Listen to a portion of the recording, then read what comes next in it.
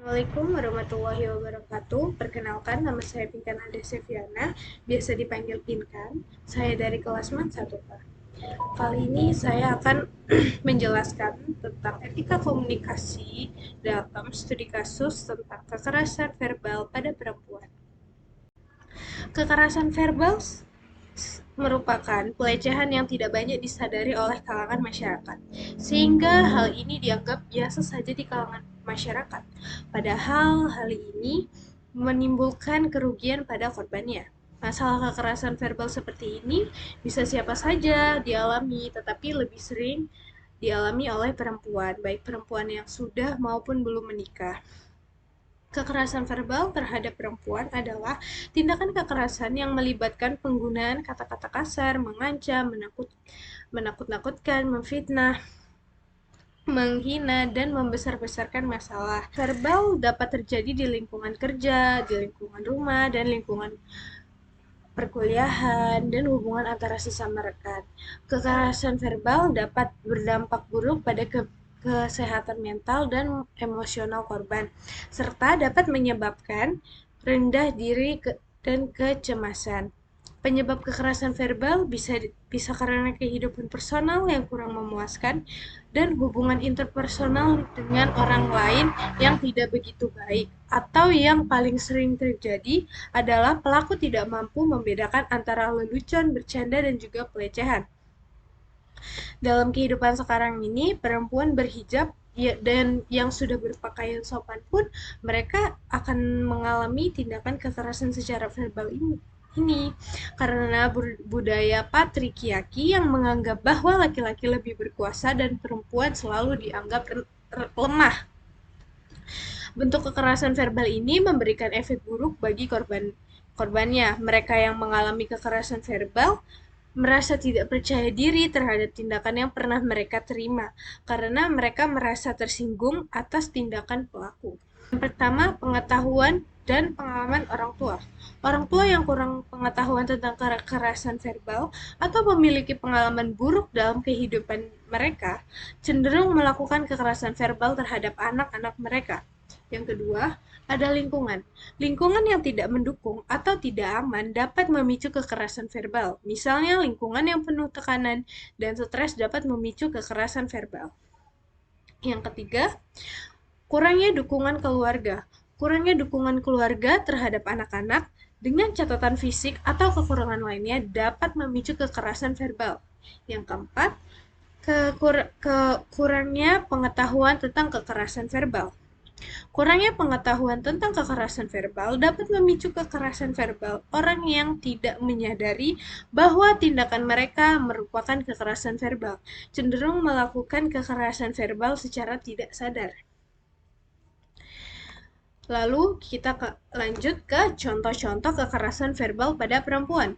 Yang pertama ada name calling. Contohnya itu seperti, kamu tidak seharusnya berada di sini. Ini adalah urusan laki-laki. Kedua, kamu hanya wanita. Apa yang bisa kamu mengerti tentang ini? Yang ketiga, hentikan mengeluh. Ini bukan masalah besar.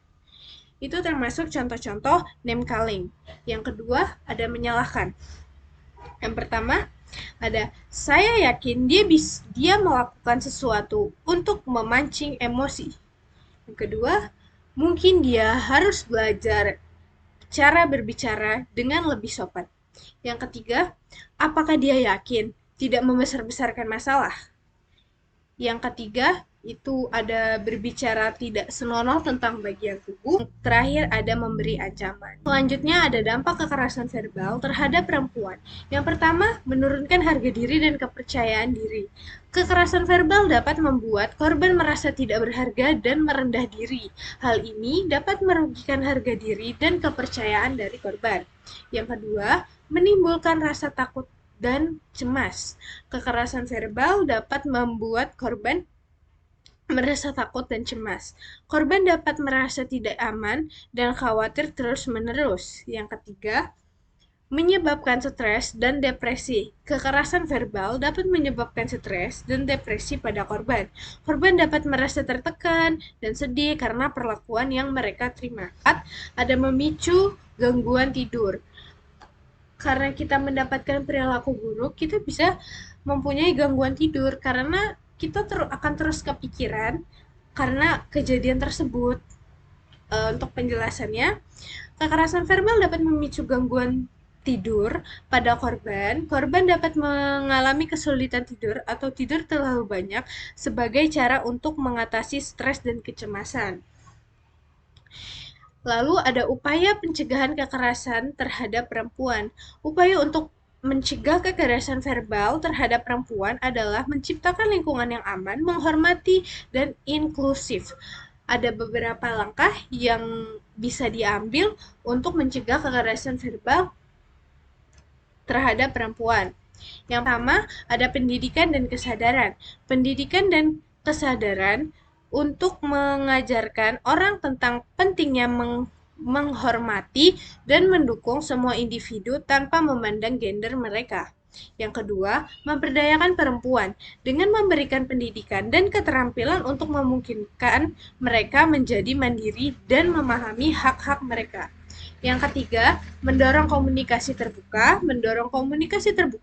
dan jujur dalam komunikasi keluarga dan tempat kerja untuk mengatasi masalah dan memastikan bahwa ketidaknyamanan atau kekerasan verbal dapat dilaporkan. Yang keempat, ada hukuman tegas untuk pelaku, memastikan bahwa pelaku kekerasan verbal dihukum secara adil dan sesuai dengan hukum-hukum yang berlaku. Yang terakhir, ada saran dari saya. Yang pertama, kekerasan verbal mungkin terdengar asing bagi kalangan tertentu, sehingga kekerasan bentuk verbal ini tidak hanya memahami, padahal sering terjadi di sekitar kita. Sikap cuek, apatis, diam, santai, bahkan ada yang menganggap itu hal sepele atau biasa ini yang membuat kekerasan sering terjadi dan berulang-ulang di sekitar kita, sehingga menjadi wajar dilakukan oleh siapa saja. Hal ini sangat merugikan bagi korban, untuk itu perlu adanya sosialisasi dan pelatihan-pelatihan bagi para penegak hukum dan masyarakat tentang permasalahan ini, khususnya kekerasan verbal terhadap perempuan. Kedua, sebaiknya jika kekerasan verbal sudah sangat mengganggu, maka kita dapat melaporkan ke pihak berwajib karena sekarang sudah ada undang-undangnya.